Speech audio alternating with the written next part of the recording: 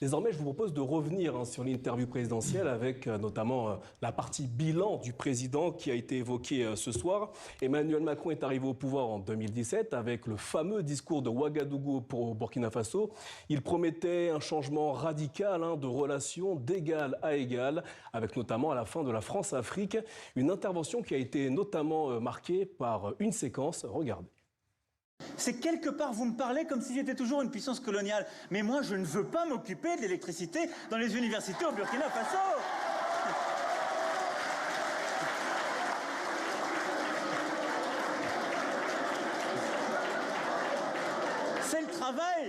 C'est le travail du président.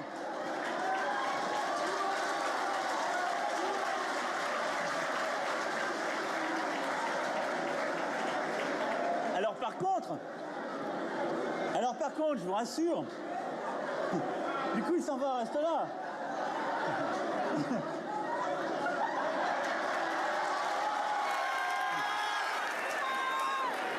Du coup il est parti réparer la climatisation. Voilà donc pour cette séquence que certains reprochent encore vivement au président français. Antoine Glaser, presque 10 ans après ce discours, est-ce que la promesse de changement radical promis par le président Macron a été tenue selon vous ? Non, je pense qu'il n'y a pas de changement radical. C'est pas le fait de problème d'Emmanuel Macron, même si lui, avec un certain nombre de rapports mémoriels, on l'a vu sur l'Algérie, sur le Rwanda, sur le Cameroun, il a un peu essayé de tirer l'ardoise magique, bien sûr, sur toutes ces relations, cette période de la France-Afrique, période encore une fois historique très particulière. Mais il a essayé de se sortir un peu de cette période.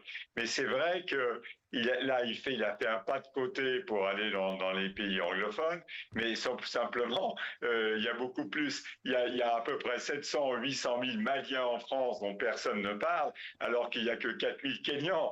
Je veux dire, c'est bien d'aller au Kenya, mais la réalité des relations entre la France et l'Afrique, compte tenu aussi de l'importance des diasporas de l'ancien précaré en France, c'est ça qui est vraiment le domaine important. Et là, lui-même l'a reconnu à un moment donné avec mon confrère Pascal Hérault pour un livre, on l'avait rencontré, et lui-même reconnaissait qu'au niveau des diasporas, ça n'avait pas vraiment avancé. Et donc, on voit bien que là, il essaye de l'échapper. Tout passe sauf le passé, hein. Tout passe sauf le passé. Donc là, c'est un pas de côté. Dans le domaine anglophone, dans le domaine du business, de l'économie, mais c'est un pas de côté éminemment politique. D'aller dans un pays anglophone comme le Kenya, c'est éminemment politique pour échapper à des dossiers encore une fois, c'est très difficile à maîtriser. Je veux dire, pour faire court, c'est à la fin de la guerre froide où la France aurait dû redéfinir ses relations avec l'Afrique. Elle était la seule puissance extérieure au continent à avoir encore un certain nombre de bases militaires. C'est là où les choses auraient dû se faire. Et finalement, Emmanuel Macron a hérité d'une situation, mais il a été incapable, bien évidemment, de pouvoir s'en dégager. Du coup, il termine son mandat en faisant un pas de côté, en allant dans un pays anglophone, parce qu'il a toujours eu des relations aussi avec en particulier le Nigeria où il a fait son stage à l'ENA, donc il est très proche du président Tinubu du Nigeria, et c'est pour ça que ça va se terminer, à mon avis. La seule chose qui reste, c'est pour ça que j'intervenais là-dessus tout à l'heure, la seule chose qui reste vraiment problématique, c'est le franc CFA, même si le président, il a fait, au cours de votre interview, vous voyez qu'il a fait un dégagement, on sentait quand même qu'il était un petit peu gêné, c'est plus de mon fait, c'est la fête des chefs d'État africains, c'est à eux maintenant de faire, mais sauf que quand même, il y a quand même toujours le trésor français qui, même s'il n'y a plus des fonctionnaires français dans les instances de la Banque centrale de l'Afrique de l'Ouest et de la Banque centrale des États d'Afrique centrale, mais c'est quand même, le cordon, c'est quand même encore avec la France. Donc encore une fois, à mon avis, c'est un pas de côté. Et puis il y a une deuxième chose, c'est vrai qu'il a quand même fait un tout petit mea culpa sur l'histoire, même s'il a répété qu'avec au niveau ce qui était passé en Sahel, même s'il a répété que les États ont été l'ingratitude des chefs d'État ou des États vis-à-vis de la France, il a quand même dit que la France n'a pas été vigilante et exigeante vis-à-vis des chefs d'État. Eh bien justement, Antoine Glaser, lors de cette interview présidentielle, Antoine Glaser, justement, lors de cette interview présidentielle, le président est revenu, notamment sur la déconvenue de la France, notamment avec 3 pays du Sahel, Burkina Faso, Mali, Niger, notamment en ce qui concerne le Mali. Écoutez ce qu'il disait. On a ensuite été, pardon de le dire comme ça, mais reconnu par de l'ingratitude et beaucoup de fausses informations. Et j'en veux beaucoup aux dirigeants et à tous ceux qui ont tenu ces propos inacceptables. Néanmoins, maintenant, c'est le peuple malien qui souffre. C'est toute cette région qui souffre. Et si vous me demandez de me retourner vers le passé, dès 2017, on lance l'alliance, le G5 Sahel, et puis cette alliance où on dit il y a sécurité, développement et politique en même temps. C'est de ne pas avoir été en fait plus dur, quelque part plus exigeant sur cet axe, et de ne pas avoir demandé avec encore plus de force aux dirigeants de prendre plus vite la place avec de l'administratif, des projets de développement et d'émancipation d'opportunités, partout où le territoire était repris aux terroristes. Je pense qu'on aurait dû avoir ce dialogue exigeant plus tôt et peut-être dans ces cas-là repenser notre présence militaire plus tôt. Francis Laloupo, on vient d'entendre Emmanuel Macron qui nous dit que d'une certaine manière la France a peut-être manqué d'exigence vis-à-vis de certains dirigeants ouest-africains. Est-ce que vous partagez son avis? Est-ce que le fait que la France ait perdu pied dans certains pays, est-ce uniquement la responsabilité de la France et de sa présence militaire, ou y a-t-il une responsabilité africaine là-dedans? Je pense qu'il y a une responsabilité collective. J'écoutais Antoine, il le disait il y a quelques instants. C'est vrai que Emmanuel Macron, il est l'héritier de ce que nous appelons les comptes mal soldés de la colonisation, de la décolonisation d'ailleurs. Mais il n'est pas le premier président français, qui est amené à gérer, ces comptes mal soldés. Je pense que son successeur, évidemment, aura également cette charge-là. Il y a une conjonction de facteurs dans le Sahel qui a amené en fait à cette rupture des relations entre la France et ces pays-là, y compris des facteurs qui sont des facteurs internes. Il faut surtout insister sur les facteurs internes, quoi. Parce que nous avons quand même eu, effectivement, dans cette région, 3 coups d'État. Je parle essentiellement de ceux qui sont intervenus au Mali, au Niger et au Burkina Faso. 3 coups d'État dans un contexte où il y avait un certain nombre d'éléments, de facteurs en tout cas, qui pouvaient laisser prévoir ce genre de situation. Si la France a manqué de vigilance, je pense plutôt qu'elle a davantage manqué de vigilance que d'exigence. Parce qu'en fait, ce qu'on attend de la France dans une région comme le Sahel et même ailleurs en Afrique, ce n'est pas de l'exigence. C'est peut-être un peu plus de vigilance et peut-être aussi de l'intuition et même une capacité d'anticipation de certains nombre de situations qui ont échappé à la France et qui ont amené à cette rupture. Je pense qu'il faut porter un regard lucide sur cette situation-là. Et vu d'Afrique, et là je rejoins Martial, vu d'Afrique, en tout cas, la seule question qui vaille aujourd'hui, c'est de savoir si les systèmes qui ont été installés après ces coups d'État dans ces pays-là, est-ce que ces systèmes qui sont aujourd'hui en train de s'ancrer dans cette région, est-ce que ces systèmes sont bénéfiques aux populations à moyen et à long terme? C'est la seule question qui vaille aujourd'hui pour ces pays-là. Pierre Jacquemot, vous avez été ambassadeur au Burkina Faso. La France a-t-elle manqué de vigilance? Écoutez, aucune intervention extérieure qui dure ne réussit.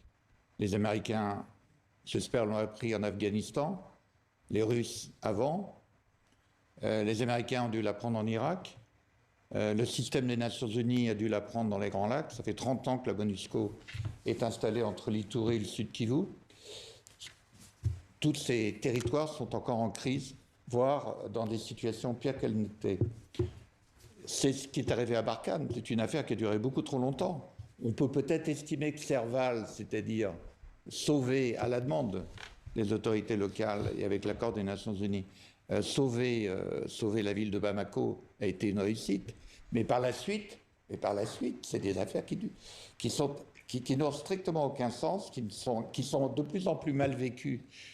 Alors, le Mali, c'est un échec. Les interventions extérieures, c'est un échec pour la France, mais c'est un échec pour d'autres aussi, puisque les Nations Unies étaient impliquées, il y avait des forces européennes. C'est un échec de l'intervention extérieure qui, dans des contextes comme cela, lorsqu'elle dure, n'ont aucun sens et vont droit à l'échec.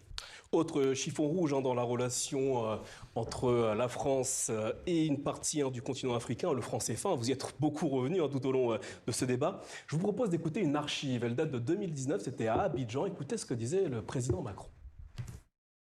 C'est aussi pour cela que j'ai souhaité accompagner la réflexion engagée par les chefs d'État de l'UEMOA et le président Ouattara en particulier pour réformer le franc CFA.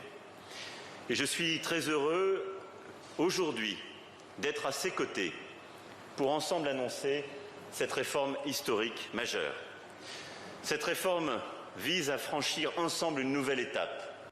Et ce mardi, Emmanuel Macron est donc revenu sur la question du franc CFA et le président français estime avoir pris ses responsabilités. On l'écoute. Sur la réforme du franc CFA, qui est un point qui ne touche pas du tout cette partie de l'Afrique, mais sur l'Afrique de l'Ouest, moi pour le coup, j'ai pris mes responsabilités. En 2019, en Côte d'Ivoire, j'ai dit nous, on est prêt à lever tous les registres du jeu. Et donc, on a levé tous ces registres du jeu. Ils nous ont demandé de maintenir la garantie. La garantie, c'est quoi? C'est ce qui permet d'éviter que le change soit totalement flottant. Mais tous les systèmes de réserve qui existaient ont été levés. Et maintenant, c'est aux dirigeants africains de reprendre cette initiative. Martial Zebelinga, le franc CFA reste au cœur des critiques adressées par une certaine partie de l'opinion africaine vis-à-vis de la France. On avait annoncé une réforme en 2019, sommes en 2026, cette réforme n'a toujours pas eu lieu. Qu'est-ce qui n'a pas fonctionné ? Alors, il y a eu une réforme, on va dire, administrative. Sur le fond, on est resté quand même sur la même tendance, puisqu'on a les mêmes règles qui régissent le franc CFA, la politique monétaire est exactement la même. On a toujours la tutelle de la Banque centrale européenne, mais on a également ce qu'on a appelé le système de double tutelle, avec également la tutelle de la Banque de France, la France en fait, qui a un pouvoir de décision, malgré tout ce qu'on peut dire, puisque de toute façon, le franc CFA est porté à l'Europe par la France. Donc c'est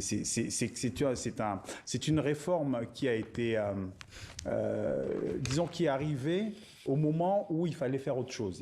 À mon sens, il fallait tout simplement que la France se retire et qu'elle laisse les pays africains décider de leur avenir. Et je pense que c'est encore possible. C'est-à-dire que la garantie n'est absolument pas nécessaire dans la mesure où les réserves africaines sont supposées couvrir l'émission et couvrir le franc CFA. Donc, à partir du moment où vous avez des réserves, eh bien, vous pouvez émettre votre propre monnaie. Vous n'avez pas besoin d'un tiers pour vous garantir votre monnaie. Et par ailleurs, regardez toutes les expériences des pays en développement ou des pays qui ont émergé économiquement. Prenez, je ne sais pas moi, le Vietnam, tous les pays, ils ont tous essayé d'avoir une monnaie en relation avec leur développement économique pour pouvoir mener des politiques discrétionnaires, soutenir leur économie, soutenir leurs industries. Donc on est vraiment dans un outil qui est en dehors de son temps. C'est-à-dire qu'il date de 1939-45. Le compte d'opération qui existe encore pour l'Afrique centrale, il date de 1921. C'est-à-dire qu'il a plus d'un siècle. Alors Martial, on entend dans ce que vous nous dites, mais est-ce qu'il n'y a pas également une responsabilité des États africains qui sont concernés par cette monnaie et qui manifestement ne semblent pas vouloir changer les choses? On est tout à fait d'accord pour dire une chose et une seule. Cette réforme doit être faite par les Africains. Si le président français voulait, il l'aurait pu, mais c'est vrai qu'on l'a dit tout à l'heure, un président, il a une histoire derrière lui. Il ne faut pas sous-estimer le fait que l'Europe a 5 siècles de domination et de domination coloniale. Elle a des institutions, il y a les ministères de la coopération, il y a l'armée, etc. Et donc un président, il n'a pas toujours toutes les marges de manœuvre. Et on peut comprendre certaines hésitations. Fondamentalement, c'est aux Africains de prendre leur destin en main dans tous les domaines. C'est vrai pour le Mali, c'est vrai pour l'AES, c'est vrai pour tous ces pays qui doivent effectivement prendre leurs responsabilités. Il n'y a rien de plus anormal ou de plus bizarre au fond que d'avoir des armées étrangères, même si elles sont partenaires, durablement sur votre sol. Donc c'est tout à fait légitime d'aller vers cet agenda qui sera un agenda effectivement de souveraineté, d'intérêt général, en partenariat avec des acteurs anciens, des acteurs historiques, etc. J'aimerais qu'on entende Ileana Santos, qui représente un petit peu la voix de la société civile dans ce débat. Ileana Santos, la question du franc CFA restera-t-elle comme d'une certaine manière le caillou dans la chaussure du président Macron après ses 10 ans de présidence bientôt? Écoutez, quand moi je me place du côté de la diaspora, le débat qu'on a eu 2 semaines avant la rencontre à Nairobi, il a reçu 300 personnalités de la diaspora. Le sujet qui est plutôt revenu, c'était l'investissement, l'idée de créer un plan d'épargne diaspora, de faire en sorte que justement notre épargne dormante en France puisse servir à des investissements sur le continent. C'est plutôt ça les priorités qui sont remontées, en se demandant voilà, par quel mécanisme de garantie ou avec le Trésor on peut trouver des solutions. Donc c'est plutôt cet état d'esprit dans lequel on est. C'est pas tant réouvrir ces sujets, mais aller de l'avant et réussir à créer ces fameux véhicules de financement dont on parle pour aller financer à la fois des sujets d'énergie, de santé, d'IA, de numérique, etc. Donc c'est plutôt ça les attentes côté diaspora. Et côté société civile, alors il y a plusieurs sociétés civiles, mais notre volonté aussi, en tout cas avec Je m'engage pour l'Afrique, c'est ce qu'on porte, d'aller vers les sujets sur lesquels on peut avoir des solutions pour lesquelles on a la main mise, quoi. Parce que clairement, ça reste aussi des volontés étatiques, mais plutôt aller vers des choses concrètes qu'on peut délivrer. On arrive bientôt au terme de cette édition spéciale, mais si on a abordé à peu près tous les sujets de la politique d'Emmanuel Macron ces dernières années sur le continent africain. Pierre Jacquemot, si vous deviez retenir quelque chose de ces 10 ans pratiquement de politique d'Emmanuel Macron sur le continent, qu'est-ce que ce serait? Écoutez, moi ce que je voudrais retenir, c'est les perspectives qui existent dans cette relation et qui seront l'héritage d'Emmanuel Macron vers son successeur, sa successrice, c'est l'héritage culturel. Alors, j'en parle parce qu'on en parle très peu. En tout cas, on en a peut-être parlé hier à Nairobi, mais pas beaucoup.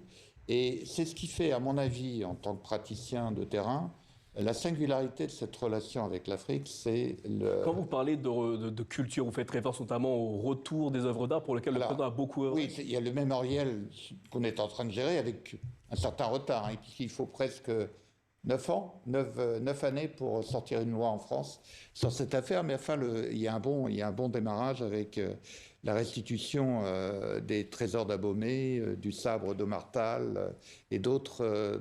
Donc le mécanisme est enclenché et c'est une bonne chose. Non, je parle de l'appui à la création artistique et culturelle africaine, qui est notamment qui passe notamment par 26, 27, 28, une trentaine d'instituts français en Afrique. C'est unique. Aucun autre pays a un tel dispositif. Par une centaine d'alliances françaises, une centaine de lycées et de collèges français. Et c'est ça les vecteurs, à mon avis, du changement, parce que c'est par ce truchement que se passe le dialogue. J'ai un souvenir très très fort d'une initiative qui avait été prise par l'Institut français de Niamey, avec lequel, malheureusement, nous n'avons plus de très bonnes relations. Une collecte de tous les contes qui étaient organisés tous les mercredis à Niamey, au centre culturel. On fait venir des conteurs traditionnels, on passait à la traduction et on a enregistré tout ce matériau pour restituer. Il y a toutes sortes d'actions de ce type. On a parlé de Youssou N'Dour tout à l'heure, qui va être la vedette de cette soirée. Youssou N'Dour doit beaucoup à l'Institut culturel de Dakar. C'est tout ça qui fait la richesse. Et on a parlé de Mansa, qui est la maison des arts. Juste pour terminer, une autre chose qui n'est pas sûre. En quelques mots, Pierre Jacquemot. Oui, en un mot. Il se passe un événement sur l'Afrique dans l'Île-de-France, dans Paris et sa banlieue, tous les jours. Il suffit de regarder le calendrier de l'IMAF, vous avez une activité. Paris est une ville africaine. Francis Leopold, vous aurez le mot de la fin pour cette édition spéciale. Que faut-il retenir? Que retenez-vous de ces 10 ans pratiquement de politique Macron? Ce que je retiens, quand j'écoute le discours et le parcours d'ailleurs d'Emmanuel Macron, je me dis, bon, je vais peut-être émettre une espérance plutôt. Il faut peut-être espérer que ce sommet soit une étape et une de plus peut-être déterminante vers ce qu'il faut souhaiter, c'est-à-dire une banalisation des relations entre la France et le continent africain, c'est-à-dire une relation débarrassée de cette charge passionnelle, voire coloniale d'ailleurs. Il faut peut-être que cette relation, soit débarrassée définitivement de cette charge-là, qu'elle soit moins particulière et qu'elle devienne une relation ordinaire, comme toutes celles que le continent africain entretient avec d'autres partenaires. Messieurs, dames, merci infiniment d'avoir participé à cette édition spéciale après l'interview du président Emmanuel Macron ce soir à Nairobi, au Kenya. Une interview un petit peu bilan de ces années de présidence en ce qui concerne le continent africain.